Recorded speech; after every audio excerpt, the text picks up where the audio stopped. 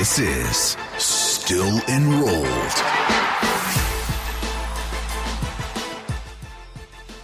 And welcome on into the latest edition of Still Enrolled, a Big Ten football podcast. As always, Ryan Hickey and Brian Tripp with you here. A fun pod I think we have for you on this Thursday. We have a discussion. What's more difficult to win, a Super Bowl or national title game? Tripp, despite it being February 13th, happy early Valentine's Day, by the way, we still have coaching moves. A lot of big coaching moves here for some big-time prominent football programs in Ohio State and Penn State. Go figure that Valentine's Day, we're talking about still coaching movements. And in the case of Penn State, still not having their coaching staff locked down. Oh, how different college football is now in 2025. No offseason whatsoever. Tripp, how are we doing, man? I'm doing great. Obviously still riding that Super Bowl high, but let's jump right into it. The news of the day, right? One of those guys who was on the staff of the Eagles last year is now the Ohio State defensive coordinator.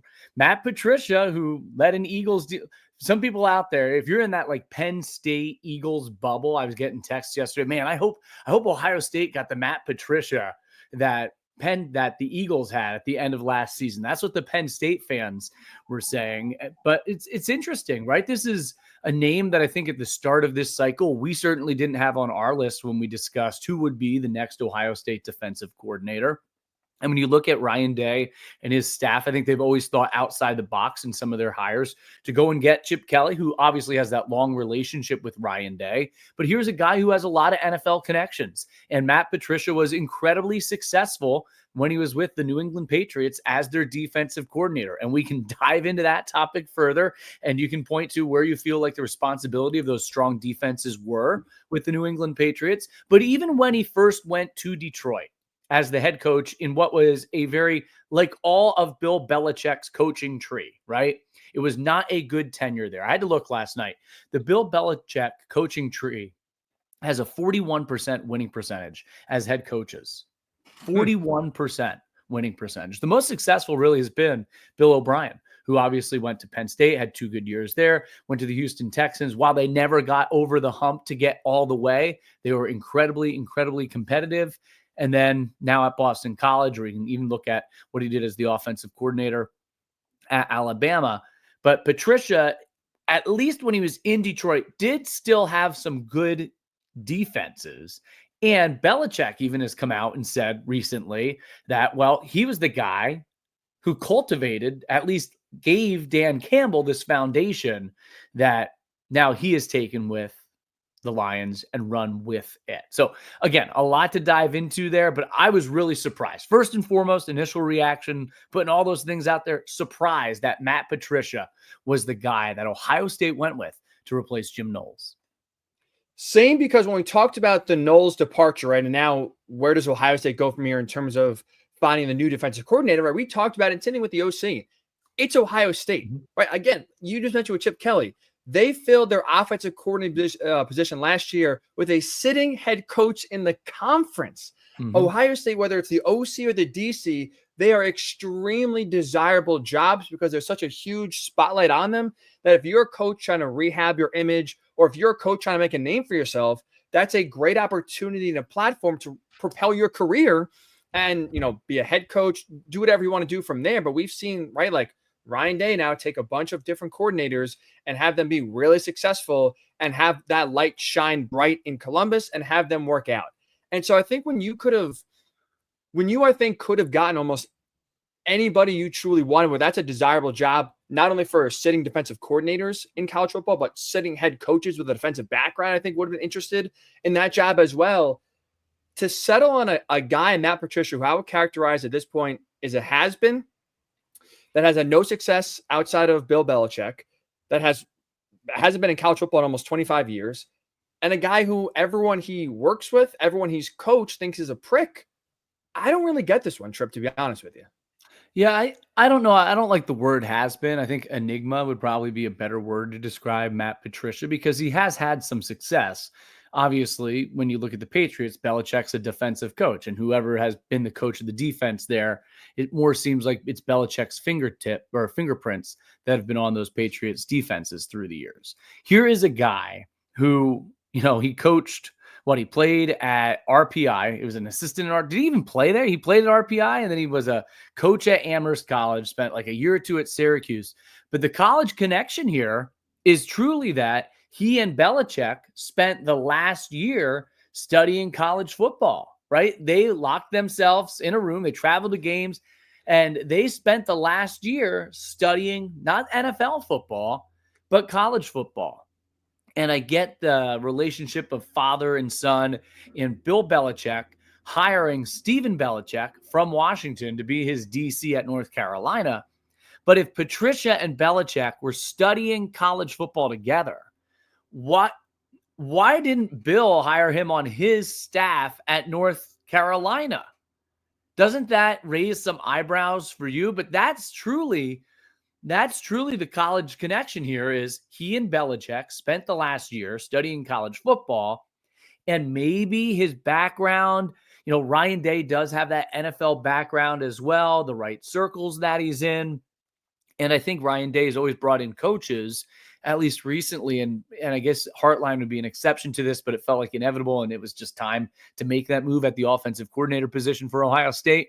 But he's always brought in coaches that have a wide breadth of experience that he feels like can take a unit and really make it their own. And I kind of get that feeling here is, even though it may be a bit of a different system, and they have to replace a lot of players, but even though it may be a little bit of a different system, a different voice, a different personality, as you're alluding to, and I think they ran into that in the past, like Jim Knowles has a different, unique personality than other defensive coordinators. It feels like Patricia, I'm not sure how it works, but there's no way Ohio State didn't do their due diligence on this to realize, hey, this is the best guy. He's coached at the highest levels. He's won at the highest level. He has head coach experience. We can make this his own.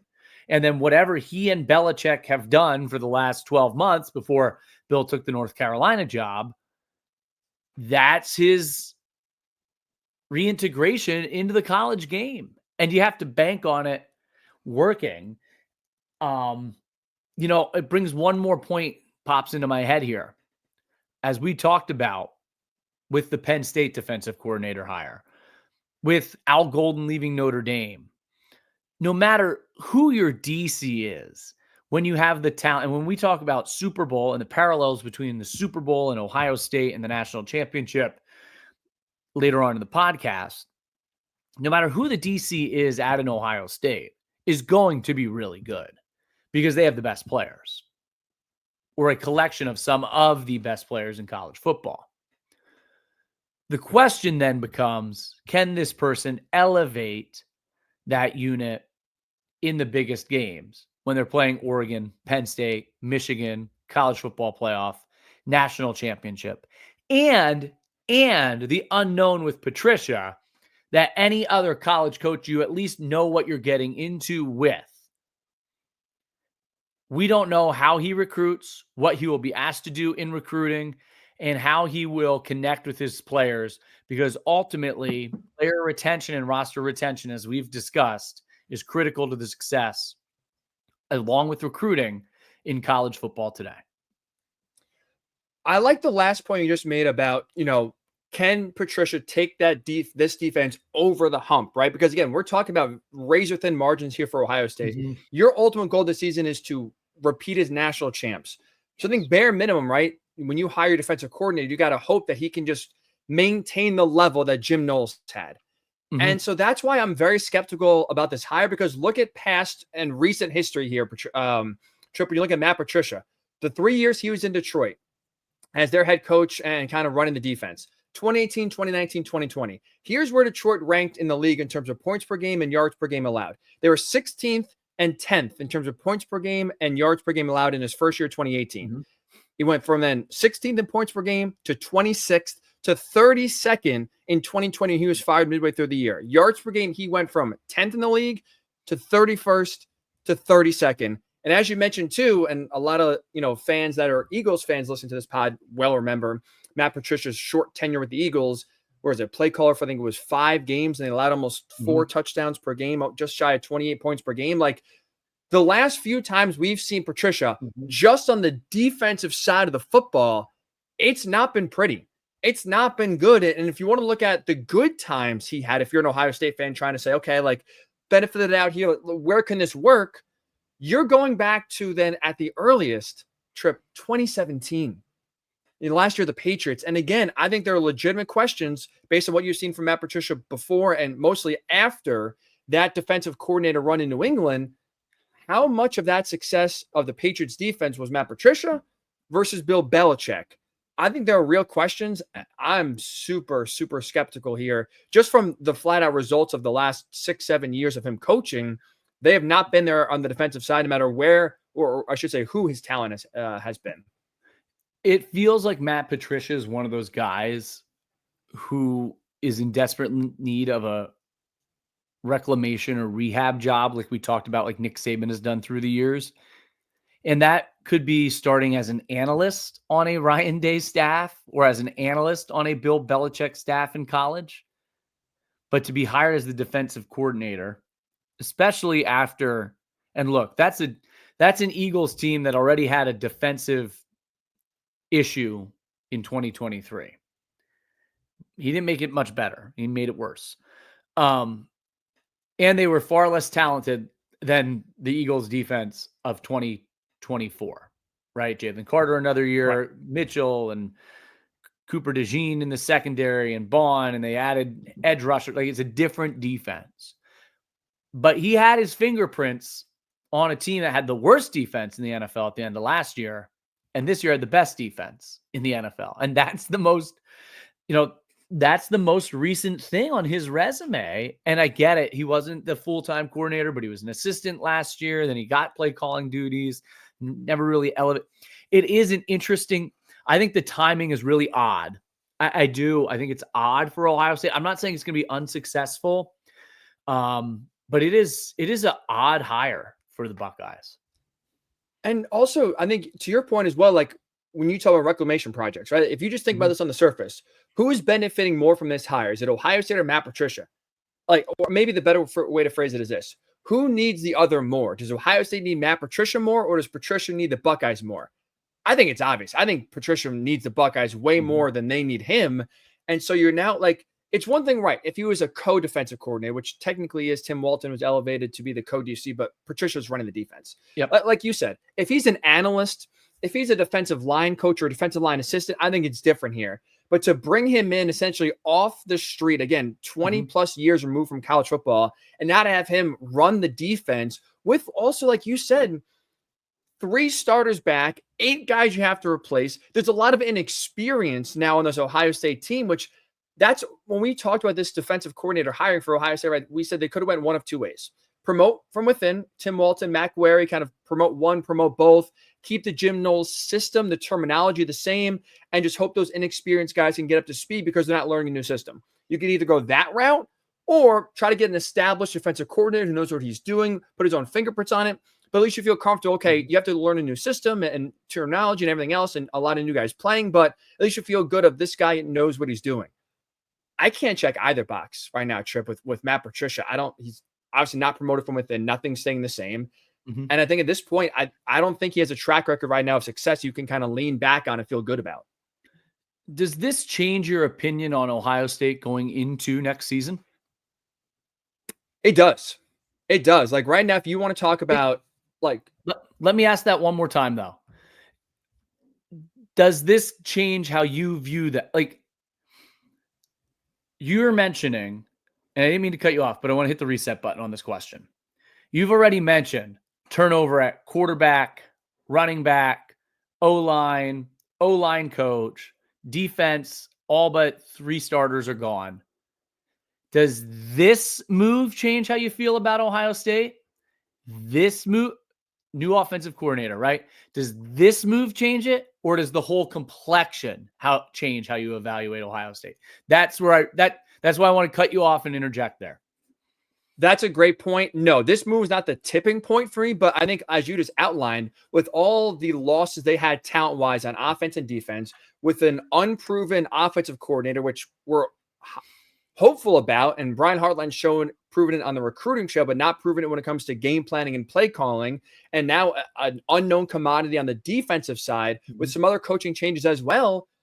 I can't right now, Trip, call Ohio State with all the questions that they have a national title contender at this point for 2025. I think they have too many questions, not enough answers at this point. They have a lot of talent. A lot of that talent, though, on both sides of the ball is unproven. And so I think for me right now, Ohio State, as crazy as it sounds as the reigning national champions, I think they have to prove it to be considered a true national title contender going into 2025. How do you feel about that? I don't disagree about proving it, but I disagree with your point overall, because I think there are 3 programs, maybe 4 programs in college football that, regardless of turnover, you anticipate them being there because they've accumulated so much talent over the years, right? We talked about Michigan's recruiting classes at length on the last podcast and where they rank in the amount of talent that they've accumulated or have not accumulated. And we've always said it's best to be in the ballpark. Ultimately, Ohio State, though, is a different animal. It's always a top 5 class. There's always incoming talent. There's 5 stars littering the roster. While I think there's turnover, I think Ohio State, Georgia, and Alabama are 3 schools that have accumulated so much talent over the last 10 to 15 years that I give them the benefit of the doubt, and I'm willing to say yes, they are absolutely still in it. Even though they have things to figure out, I think Ohio State is one of 3 programs that's immune to no matter what. No matter what, I think they're immune to it. This year will certainly put that to the test. They have the talent. I can't disagree there. But for me, I just think it's with all the questions, I just don't think I can give them the benefit of the doubt with just so many unproven questions, again, on the field and the coaching staff as well. One thing I want to bring up also, because I was kind of monitoring social media yesterday, kind of seeing what the reaction was from Ohio State fans, but also just college football fans in general. And a lot of Ohio State fans that I saw that were trying to defend the hire were making the same comparison and saying this is basically Chip Kelly 2.0 from last year. And that a lot of people did not like the hire, and look how that worked out. Now, I'll admit, I was not the first person to say what a great hire Chip Kelly was. But for me, this feels night and day. Chip Kelly was a sitting Big Ten head coach to where at least, UCLA was not very good in terms of winning 10, 11, 12 games, but they at least had some semblance of an offense. Chip Kelly could run the ball. He just didn't have the talent. It's not like he didn't know what he was doing. Yeah. I don't see that. I don't see the comparison of Chip Kelly and Matt Patricia. This is kind of the same thing here. Matt Patricia's not been in the college game like Chip Kelly was. He doesn't have a recent track record of success like Chip Kelly did. I don't think the two are comparable. How do you feel about that? Wherever Kelly has been, it's not been a question of his offensive mind, right? Oregon, Philadelphia, San Francisco, UCLA, his offensive mind has never been questioned. In fact, his teams have always scored points. Where Kelly, during his career, has presumptively run into difficulties is his relationships with his players, his inability to relate to his players. And when he was in the NFL, not only his inability to relate, but what his hand was in personnel decisions and his model for what makes a successful team, like how he viewed players, evaluated them, felt some were very replaceable, right? That's where Chip got himself in trouble at a couple of stops. It was never his ability to call a game or design plays. And as the Ohio State offense coordinator, that's really all he was asked to do. And he had that relationship with Ryan Day. He had a checks and balances there. This is a guy who at his stops is ruled with an iron fist. Well, he's the OC at Ohio State. He didn't have that chance. He mentioned he wanted to get out of head coaching because of the current state of college football. He didn't have to worry about that as Ohio State's OC. So I do think you can't compare the two. Chip's a very accomplished coach as a coordinator wherever he's been, or as a play caller wherever he's been. Patricia, since leaving New England, Has not been. And the last thing I want to bring up here before we move on is this, right? We've seen Ryan Day with the track record of hiring former head coaches as either OC or DC, right? We've seen obviously Chip Kelly, like you just mentioned, Kevin Wilson in the short time he was there before he left, Bill O'Brien, and now obviously promoting Brian Hartline on the offensive side. Ryan Day decided on the defensive side, let's go with a former head coach, bringing Matt Patricia. I've seen this discussion. I think it's interesting. Do you think part of the motivation for Ryan Day hiring Matt Patricia is because he had that head coach background to where Day is thinking, I'm going to let Patricia basically be the head coach of the defense, kind of run that side, and I'm going to spend a lot more of my time, even though I'm still trying to be a CEO coach, I'm going to spend more of my time on the offensive side of the football because maybe I don't trust Brian Hartline, or maybe I have questions about Hartline's ability to game plan and call plays. And so I want to or plan on spending more time on the offensive side of the ball. That theory I've seen has been floated around a few. I'm curious to get your thoughts on that. Half of it I can see. I don't think there's a connection or a correlation to Hartline. I think that's a hire they trust. He's deserving of it. It's not that Day's going to be more hands-on or more in the meeting rooms there than he's been. I think ideally they've always hired the top programs hire coordinators who can take responsibility for their unit, and then the coach can truly oversee the entire program. I think no matter who he hired as the defensive coordinator, head coach experience or not, it was going to be that person's defense. I don't think it was, we have to do this because of Hartline. I think his goal was, as I said right at the beginning, to get someone that could be the leader, the head coach of that defense. So I think the two are separate entities. I think if anything, this makes it like to where he'll be more involved on the defensive side, just because I think there is an unknown. Like Day clearly believes in Patricia because he hired him. Like if you hired someone, let's say like Randy Bates was a name that was on a bunch of lists, Pitt's defensive coordinator who's been in college football for a while, and Pitt, right, has always had a pretty good defense under Pat Narduzzi. If you hired him, let's say, right, well, he hasn't been a head coach before. At least, again, he has a defense you can kind of lean back on. This guy's track record is good. So maybe, again, while you're involved and he doesn't have that leader of the program, background, he could still, at least he knows what he's doing. While Matt Patricia does have head coaching experience, albeit for 2.5 years, like I have so many questions that I don't think it's just plug and play with a guy who's, again, been out of college football for 22 years.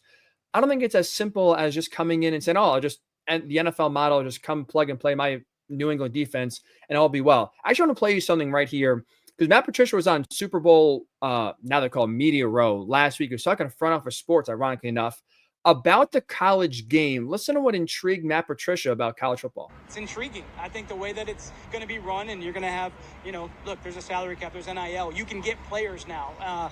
Now it is free agency every day. I do understand that, but I think you can build your rosters really quick. I think they got a college playoff now, which is exciting and fun. So, I love it. I love the direction it's going.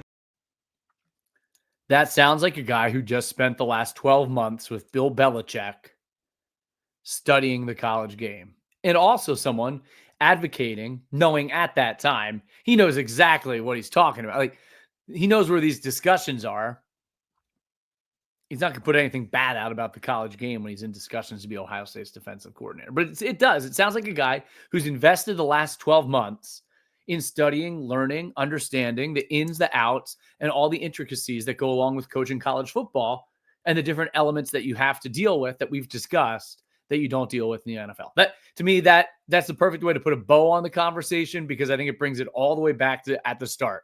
He and Belichick both were preparing to make this move. They preparing and actually doing it, I think, are two different things. I just don't know. Like, everyone wants to talk about how much the college game is now transitioning and looking like the NFL. And there are definitely cases, right, in player acquisition and this NIL where that's the case. Style-wise, coaching-wise, how you talk to 18-year-olds is different how you talk to 27-year-olds. I just don't think it's going to be that seamless of a transition. So just at least answer the last question we talked about. Like, I don't think Day's making this hire just to say, okay, Patricia, the defense is yours. I'm locking the door. I'm never talking to you again. You run it and I'm going to be over here with the offense. I think Day's going to have to spend a lot of time on the defensive side just because I think there is a legitimate transition that Matt Patricia has to go through that I don't think will be covered enough in just one off season of watching college football with Bill Belichick and talk about how you think you can be a coach. I think there's a lot more of a learning curve that's going to make this. I think it's going to be. I don't think it's going to work, Chip. I don't think this is going to be very successful, and I don't think Matt Patricia is going to be long in Columbus, nor I don't think will we be talking about it when it does end of this being a successful tenure. If I'm wrong and it is successful, this feels like it's going to take some time, where I don't think it's going to be instant oatmeal. You come in 2025, that defense is going to pick up where they left off or be top 5 or top 10. It does feel like if this is to work, it's going to take a year. It may take 2 years of feeling it out, feeling how to coach players, feeling the college game, feeling recruiting. I don't think this is like instant defense where you go from Knowles to Patricia with minimal drop-off.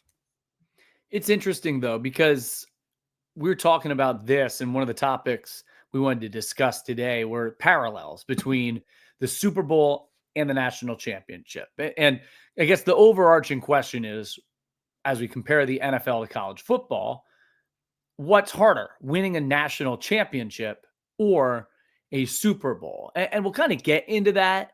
But the first thing for me is just overall parallels between championship teams, right? And we'll answer that question. But Ohio State winning the national title this year and the Eagles winning the Super Bowl. Well, what does a great team have to be equipped with? Well, Ohio State was a team that went through adversity. The Eagles went through adversity at the end of 2023 when Matt Patricia was their defensive coordinator and early in 2024. The doubters of Nick Sirianni, the 2-2 start. Ohio State, obviously, losing at Oregon, the loss against Michigan, the Fire Day crowd, the Fire Sirianni crowd, right? Every team has to go through adversity. And in a 12-team playoff model in college football, now you can go through adversity and still have an opportunity to win a national championship. Previously, you couldn't. So that's one. Number two is a team that plays with something to prove, right? I don't know if you watched any of the mic'd up clips from the Super Bowl, but every clip you could tell that the teammates rallied around Hurts. That Hurts is the leader of the team. Hurts had doubters. Everyone thought he couldn't win. Sirianni couldn't win at that stage, even though they've had success, that they weren't championship level players. Ohio State played with a chip as that season went on. It's Ohio against the world. Ryan Day is never going to beat Michigan. He's never going to get them over the hump. Will Howard plays with a chip. So, number two is you have to have something to prove. And then number three, you have to have the best players. The Eagles had the best roster in the NFL. Ohio State had the best roster in college football. And lo and behold, those were the two teams left standing at the end of the day. But when you posed the question to me, hey, do you want to talk about, is it harder? And it perfectly correlates with an NFL coach coming to Ohio State to be their defensive coordinator. It perfectly correlates also to what I was thinking about as I dive into Ohio State and the Eagles winning. And you think about it, those teams have a lot of similarities between them. And as the model has shifted to a 12-team playoff,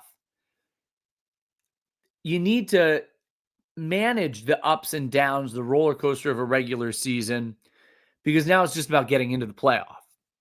Same way as in the NFL, yeah, it's great to have the bye, but now there's only one bye. There's only one home field advantage. You just got to get in. You just got to get into the field. So I think those parallels between those teams are so striking after just watching it play out over the last month. And to add to what you said, right, about the best team, because I think, right, we get so wrapped up when talking about football. Now, this is more NFL, but I think it also percolates down to college or permeates down to college football as well. Right? We get so obsessed and focused on quarterback. Do you have a good quarterback or not? A team wins, this quarterback is great. Team loses, quarterback sucks. Right? So much praise and or criticism on how a team does is focused on the quarterback position. I think an area where both teams are similar is they didn't have the best quarterback in their respective sport. They had the best team, though. And when you look at it, right, like they didn't have a weakness. You just mentioned like the Eagles' weakness. I couldn't tell you. Jalen Hurts was not the best quarterback in the Super Bowl. Patrick Mahomes is the best quarterback in the NFL. But Jalen Hurts, number one, is damn good. And number two, again, when you look around the rest of the roster, there's really no weakness for the Eagles. Where you saw the Chiefs, that offensive line was a big weakness. And it doesn't matter how good your quarterback is, you couldn't stop him. You couldn't win the game. For Ohio State, right, there were questions about Will Howard. Will Howard was not the best quarterback in college football. He's not a Heisman finalist. But Ohio State had the best team. And there were times, right? Same thing with Jalen Hurts in the playoffs. There were times where Jalen Hurts did not play great football. There were times where Will Howard struggled and did not play his best.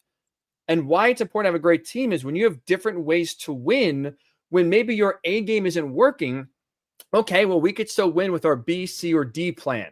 Right? We've seen Ohio State with their defense win a playoff game against Texas. Right? We saw the Eagles win the Super Bowl with their best thing they had going all year, the run game, with Saquon Barkley get absolutely shut down.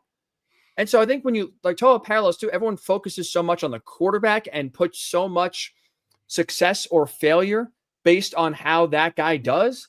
When you look at the two champions of the sport, they didn't have the best quarterbacks in their respective sport. They had the best team. Great teams still win championships more than great quarterbacks.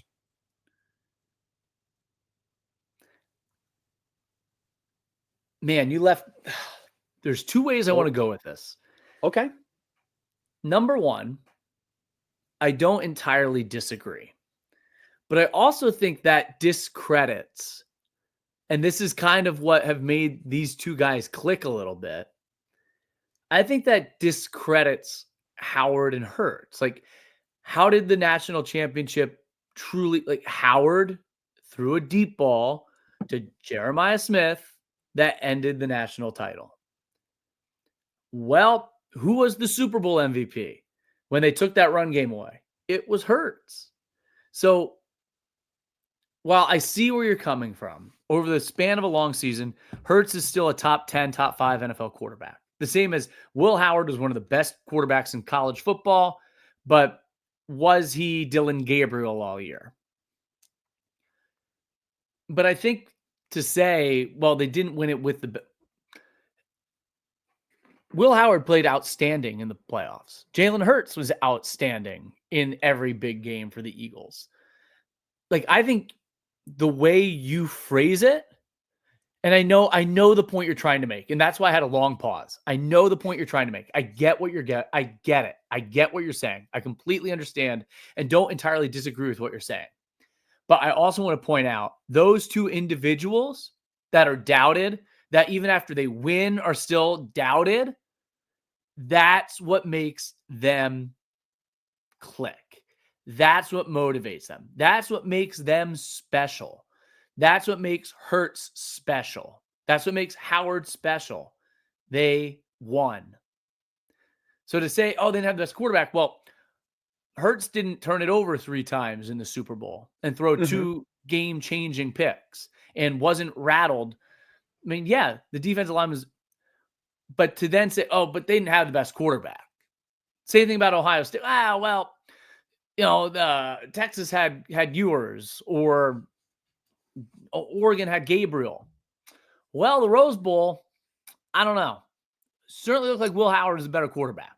So I entirely understand your big picture point. I do, but I want to put a little asterisk next to it and make an important footnote that that's part of the reason when I go back to my chip, something to prove, that's what made Ohio State special. That's what makes Hurts special. That's what makes the Eagles special, is that undefined, unmeasurable characteristic about them that, yeah, everyone thinks we're not the best. But when it mattered most, granted they had great players around them, that they were difference makers. So, yes, I know where you're coming from, but I can't jump totally on board with it. Let me tweak it because that's fair. I'm not trying to sit here and disparage Jalen Hurts or Will Howard. Again, I feel like we've talked up, if anything, Will Howard. Mhm. You especially brought up his Heisman race back in like November and shared stats about him and Dylan Gabriel basically being identical, but one got the hype and one didn't. So I'm not trying to sit here and say that they won, with a plumber at quarterback. Here's, I guess, the point I would clean up. And I'll just say, like, that's the argument I made all year about Aller, too, of Penn State. Like, what more do you – the guy has him in the college football playoff semifinals. What more do you want out of him? And then, granted, he had a costly turnover at the end of that game. I understand.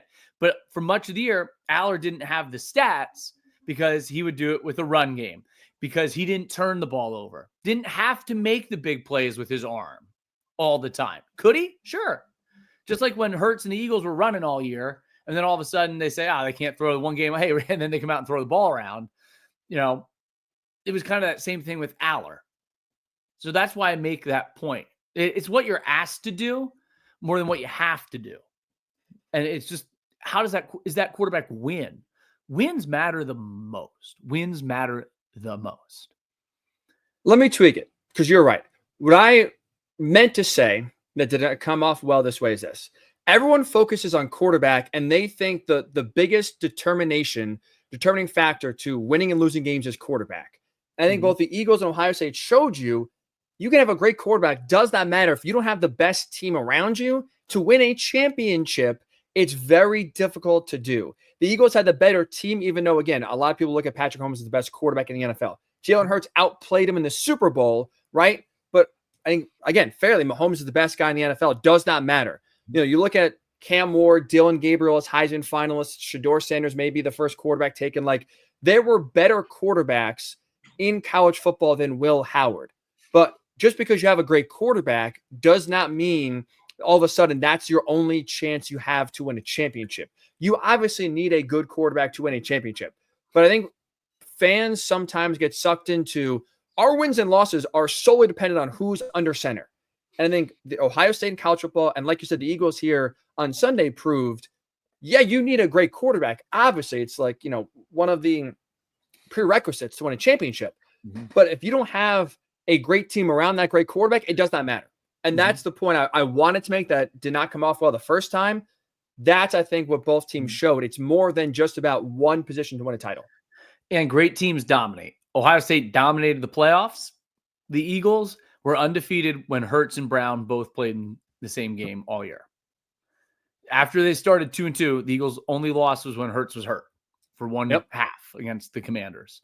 So, again, the parallels between the two championship teams, I think if you study the sport, and I'm not bringing this up just to talk about the Eagles again, but if you study the sport, you can learn a lot. If you're a student of football, and coaches, and they're looking at it more analytically than we are, but what makes a championship team?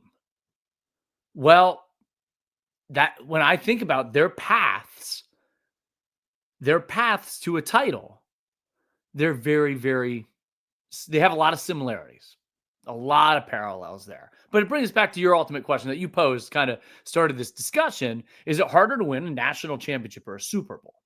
Well, a Super Bowl, there's 32 teams. National championship, there's over 130 teams. Granted, how many of those 130 are you really competing against? Realistically, would you say the field's about the same? Like, on a given year, going into a year, 30 teams, maybe, it's a lot lower, but if we're being super generous in a 12-team playoff, 30 teams can make the playoff, let's say. Yeah, I think that's fair. Yeah, I would say that's about fair. Right? The no disrespect to the MAC, the Mountain West, we can wipe out those schools in terms of competing legitimately. So, the field is about the same, roughly. Mm-hmm. What would you say? Especially seeing kind of both these title runs up close here. Because, at least for me, as you think about it, I would say it's harder to win a national title. In part, number one, just look at the amount of coaches right now in both sports that have a ring on their finger. In college football, there's 3. It's Dabo, it's Kirby, and now it's Ryan Day. That's it. I know there's been a few exoduses of winning coaches, but 3 coaches in a sport that currently have a ring on their finger is nuts compared to the NFL. You have 7. So at least, again, there's more coaches that have at least climbed the mountaintop, know how to win in the NFL compared to college football. The NFL is a system, right? It's built on parity. There are systems in place to where the bad teams are helped to build up. there's also systems in place to knock the good teams down, kind of bring them down. So you really can't form a dynasty. So I think the NFL is built to I don't make it, but like the NFL is built to where more teams are competitive to win a Super Bowl. I feel like this is comparing apples to oranges, though, because is it harder to win a national championship? Okay, if I'm one of the top 15, 20 programs in college football, I'm looking at this differently than a Purdue, a Northwestern fan. Let's look at it. A Northwestern fan is going to say, well, yeah, it's a lot harder to win that. We have no shot when you start bringing the parity part into it. So is this a discussion of your Penn State, Notre Dame's, Texas, Oklahoma's, Washingtons of the world? Yes. Versus the NFL, those is this an all? Because if it's all college football, someone at Vanderbilt or Wake Forest right now who are Power 4 schools are saying, well, it's a national champ. We have no chance to get there because it's not a level playing field. I would say if you have the resources and you're one of the schools that have a shot, I think winning a college football national championship is easier now because of the 12-team playoff. I think a Super Bowl, because the parity in the league and how good every team is, right? Look at the playoffs this year. Even in the playoffs, you had teams that were double-digit favorites. You don't see double-digit favorites in the NFL. On a week-to-week basis, even games that you anticipate, even when you have Philadelphia going against Jacksonville, and Jacksonville pushed them this year, and they needed a late-game pick from Nakobe Dean to seal it. The spread's still usually like 7-9. Very rarely do you see an 11, 12-point spread. I mean, in some of those playoffs, when you had SMU against Penn State, where you had, who did Texas beat in the first round again? Clemson, and they were big-time favorites. Right? As well. When you had those, and Clemson's is the champion of the ACC. Yeah, I think it's harder to win a Super Bowl because of the parity of the league and how good everyone on the field is. And the gap between the great, and it gives everyone a chance, but the gap between the great and the quote-unquote not so great is so slim. I think it's Super Bowl for that reason. I would say a national title, in part because kind of what we just talked about, like, you need a great quarterback, right? But you also need a great team. And I think in college football, just because of the movement and the eligibility, I think it's harder to field a great team on a more consistent basis. Like you look at the Eagles, right? Like a large part of that team will be together for the most part here. I mean, even going back to the 2022 Super Bowl, like that core will be together probably 5 years, roughly, give or take. Where you look at Ohio State. They kept their core together for really 2 years, one this year. Now everybody is gone. I just think it's harder to build a full, complete team on a consistent basis in college football just because of the movement. And again, you're there for 2 or 3 years and then you're moving on to the NFL. I think it's just harder. And then I was just kind of looking at this trip before the last 10 national champions and you look at the quarterback matchup. Yeah, I would argue 5 of the last 10 national title games, the better quarterback has won. So it's not even like one of those things where, in college football where the gap is wider, right, between some of the haves and have-nots, just having a great quarterback doesn't necessarily mean you're locked in to win a national title. Like, I think Will Howard's better than Riley Leonard. But like last year, Michael Penix Jr., I think, was a better overall quarterback than J.J. McCarthy. It didn't matter. Stetson Bennett, we're talking about him winning back-to-back national titles, beating Max Duggan, who was a Heisman finalist that year, and Bryce Young, who ended up being the number 1 overall pick a few years ago. Like Mac Jones, Justin Fields, both haven't really panned out, but both are at least good college players. Probably the best quarterback matchup we've had in a national title recently was Joe Burrow, Trevor Lawrence. But you look at Trevor Lawrence, Tua, Jake Fromm was in there as well. Jalen Hurts, as a true freshman, took on Deshaun Watson, who had a great year in 2016. Deshaun Watson had a great year in 2015, lost to Jake Coker. So it's also one of those where it's like, even though the gap is wider in college football, like you just outlined, like there really is maybe realistically like 5 teams in a given year that could win a national title. Like having the best quarterback doesn't mean you're going to win. And so when it takes a full team and there's just so many moving parts, I think it's just harder to keep a team together and have that chemistry and kind of have everything go right in college football versus the NFL. Well, there are mechanisms, right, to knock good teams down. The salary cap, guys want to get paid. You know, OCs go become head coaches, right? There's a lot of movement on any championship team, no matter what the sport is. I think it's a little bit easier in the NFL, though, to keep championship teams together versus college football, where the last two, right, in Ohio State and Michigan, we saw mass exodus once they did win a championship. Really good discussion. Really good discussion. Fascinating discussion. If you're listening, we'd love to hear your thoughts on this discussion. Obviously, you can hit us up on our social media pages, drop something in the comments on YouTube or wherever you're watching. So we appreciate everyone tuning in and watching Still Enrolled, a Big Ten football podcast. But fascinating discussion. It's one that I think we can continue throughout the offseason. Anything else? I think I've said my part. I've got my stance. Anything else you feel like you need to add there? No, I don't. If anything, I think we should move on to, again, the modern state of college football, which is, as Valentine's Day is here, we're halfway through February. Spring Bowl is coming up pretty quickly. We're about a month away or so. So is Lauren sitting there? She is not, actually. She is away at work today. Does she watch the podcast, listen to the podcast? There's no shot. She does not. And she's not going to be listening 45 minutes in. So we are in the clear here. So she is actually going home this weekend. She's actually walking right now. Never mind.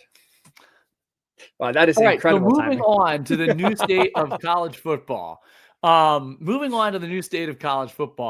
Coaching news, Penn State running back coach Ja'Juan Seider leaving Penn State for the same position at Notre Dame.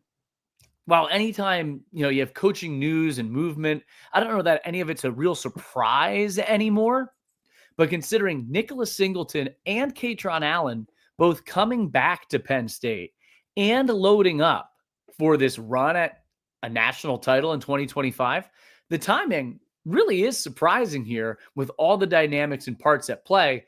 And while Seider's been instrumental in developing talent through the years at Penn State and opening up the recruiting window into Florida, where he has such deep roots and deep connections, it's definitely a loss for Penn State and surprising to see him go for, he's had opportunities to go to other places for offensive coordinator or even head coaching jobs that he's had the opportunity for. So I think to see him make that lateral move to Notre Dame, which also has a great running back room, obviously.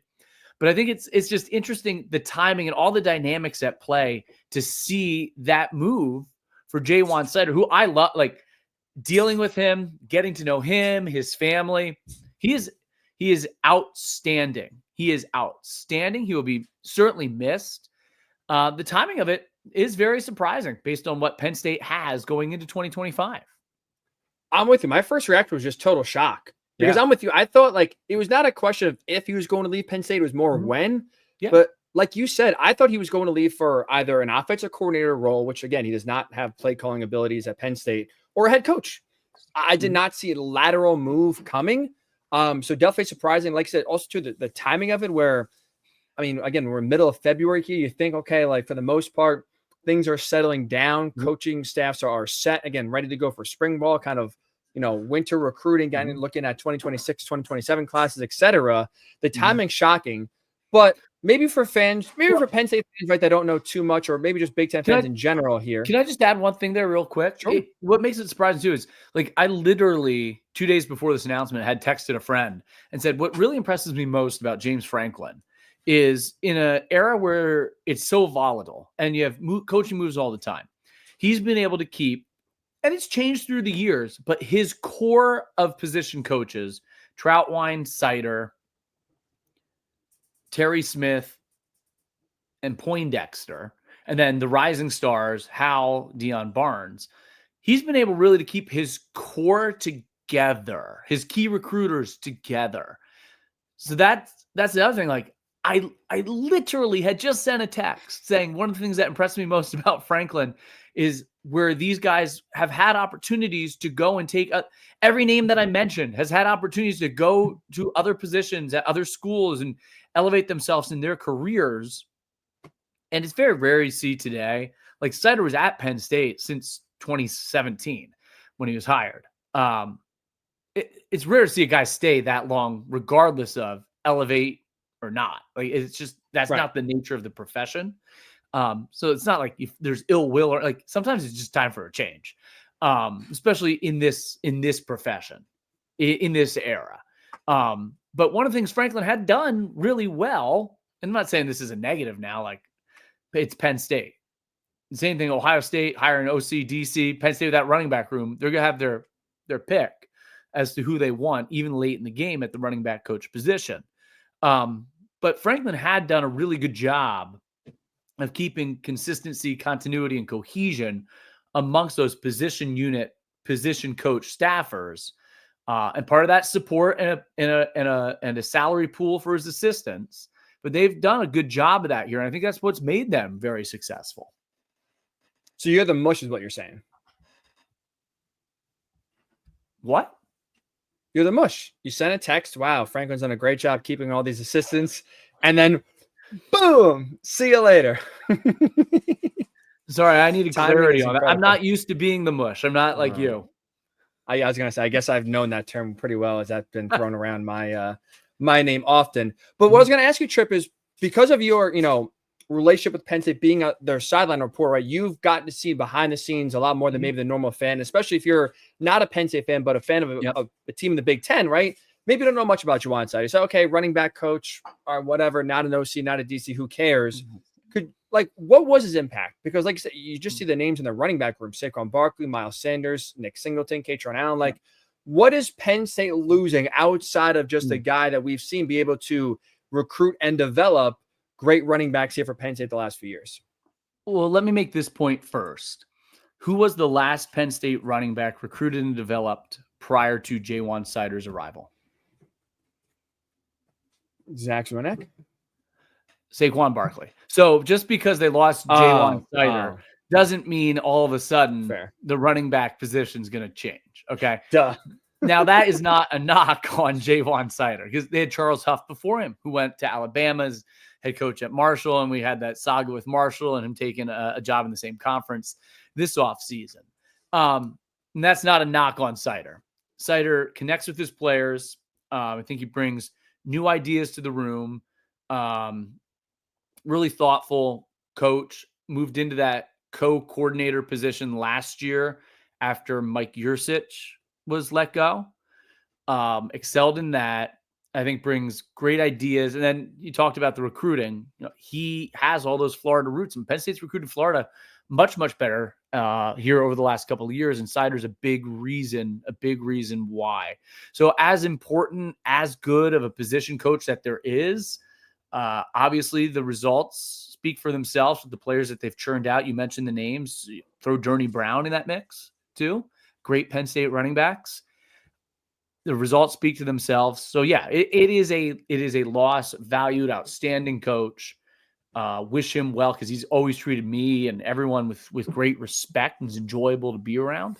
But that doesn't mean all of a sudden Penn State has a massive, whoever they hire is going to be pretty good. It's fair, like you said, with what they have, what they've recruited.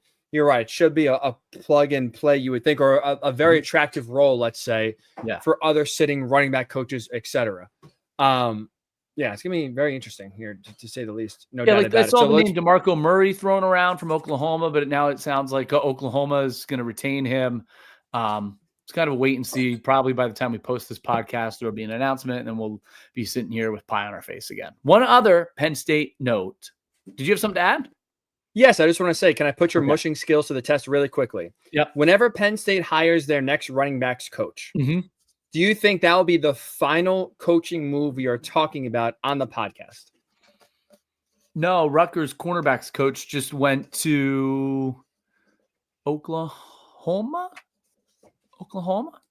No, I don't. No, I think we'll have March 1st. Never ending. Night before opening, week 1, week 0, we'll have some coaching moves. Yeah, it's college football. Yeah, Rutgers just lost a DB's coach. I think it was to Oklahoma. The cycle never sleeps. Yeah, the cycle does never sleep. All right, I'm going to throw the picture up for our YouTube audience.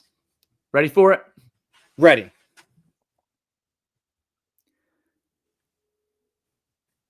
Do you want to explain or do you want me to? Sure. No, I can explain it here. Okay. For Penn State fans, this is what Beaver Stadium is expected to look like. Is there a completion date goal? Trip 2027? 2027. Okay. So in a few years, this is what Beaver Stadium, these renditions were just released on Thursday as well, of what the construction should look like. What I should say, Beaver Stadium should look like once construction of the stadium is all done. If you're a Penn State fan, let's start here first. I think Penn State, unbiased opinion, is a top 3 environment in college football. It is loud. It is raucous, especially for the whiteout on a night game. There are very few venues in all of college football that rival the atmosphere of a game day in Happy Valley.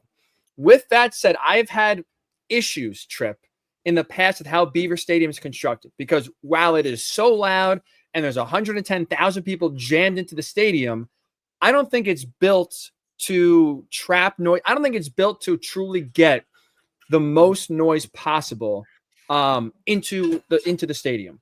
There are openings in the corners. It's not that high. Kind of the stadium, on the yard lines jet out more instead of jetting up.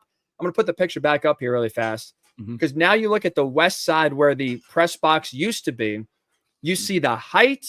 You see the angle down towards the field.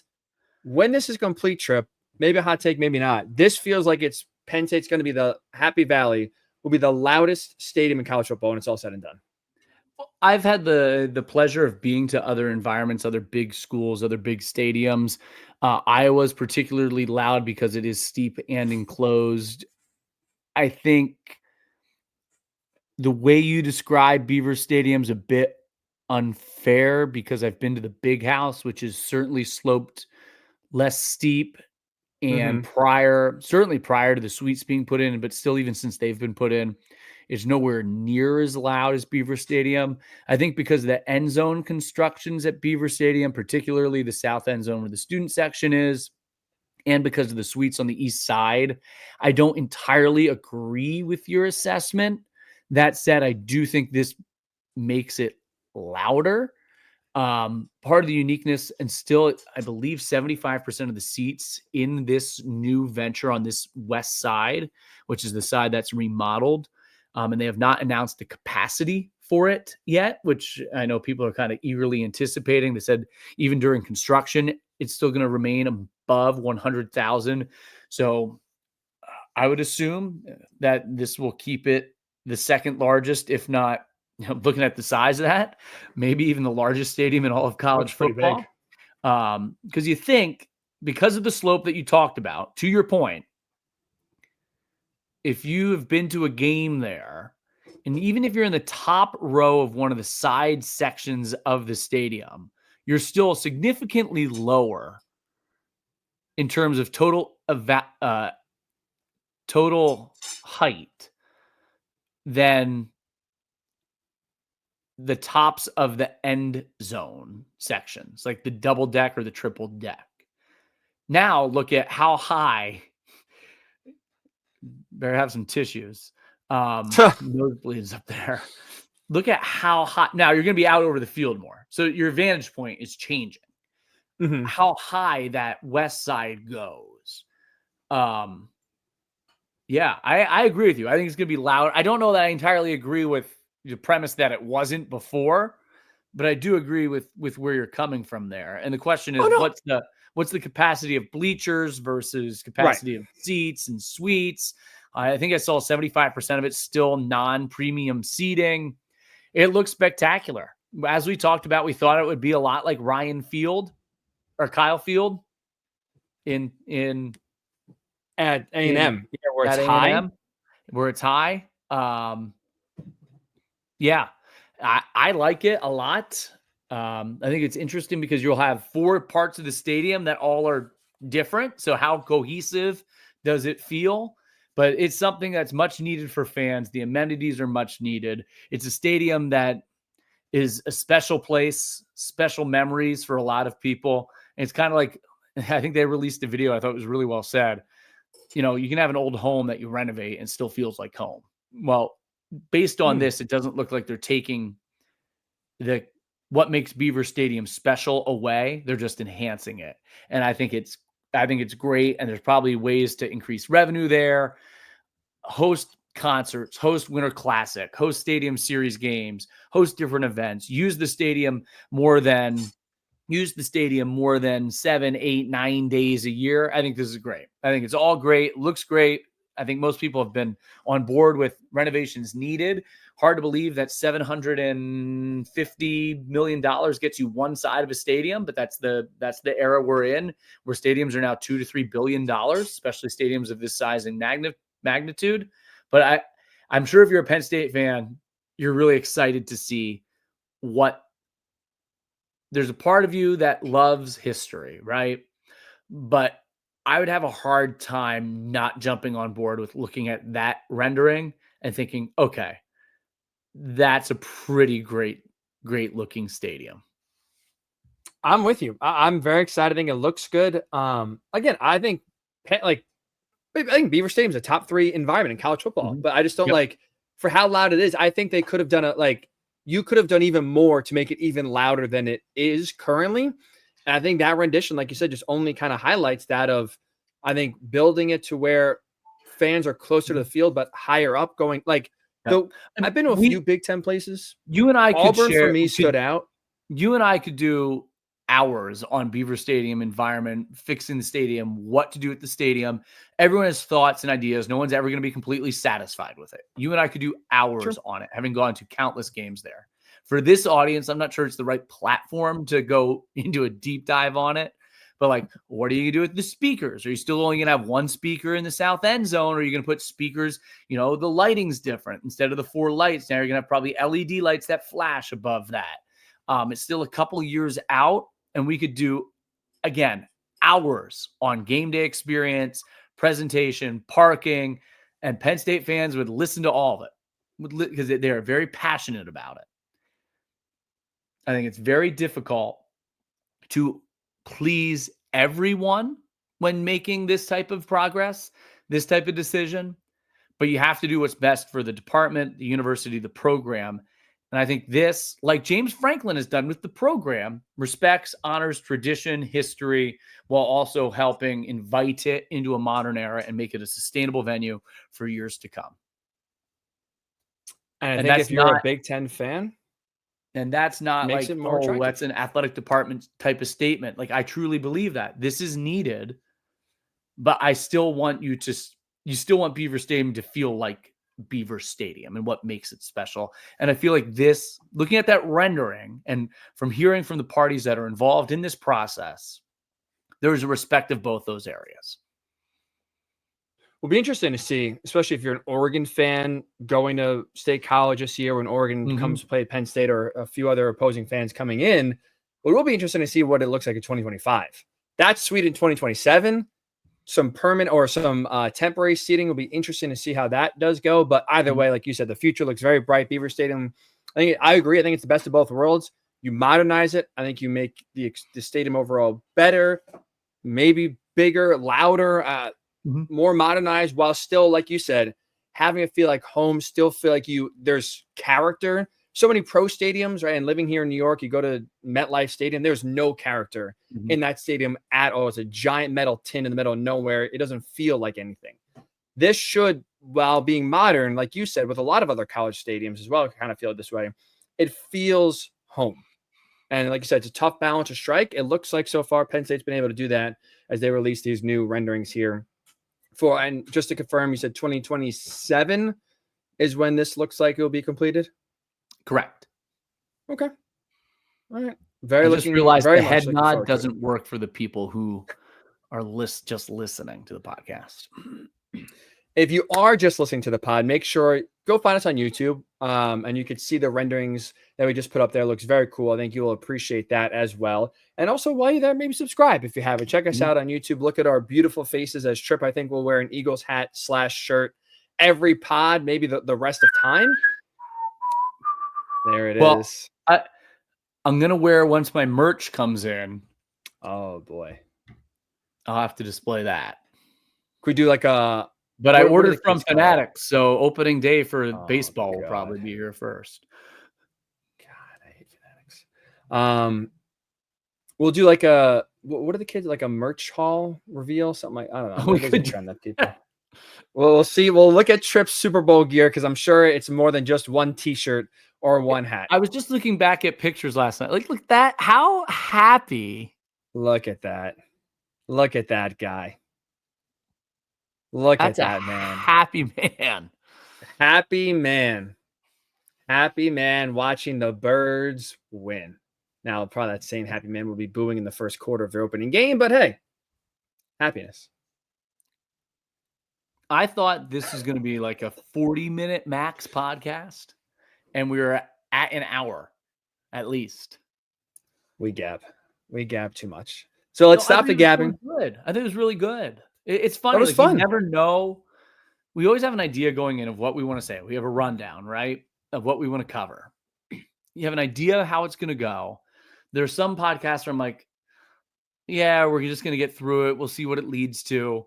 But I think the big picture discussions we had about Ohio State, Patricia, NFL playoff, college football playoff, how you win, championship teams, really interesting. Like once it started going, really, really interesting. But it's funny. Like, I'm sure if people listen, like, I see what's in the headlines. Not really sure if I want to listen to this one. Is it worth listening to? We feel the same way when at least I do. I feel the same way when we record an episode. Like, not entirely sure this is going to be great. It's actually funny. I thought about it this morning. I'm like, do we have enough? Should I text him and say it's off season? You and I had talked about, do we go to one episode a week? But after this, yeah, that was great. We got the gift of gab. I guess it's a good thing to have when you are, recording podcasts and trying to talk about the latest and greatest going on in the Big Ten. It's good to be able to talk about things maybe longer and better than you otherwise anticipate. But I'm supposed to do all my laundry and clean my house today, and that's starting to look very precarious right now. So let's wrap up and say thank you so much for watching and or listening. Again, make sure you subscribe on YouTube. Also, wherever you get your podcasts, the name is the same, Still Enrolled. Have a great weekend. Have a great Valentine's Day, and we'll talk to you next week right here on the Still Enrolled podcast.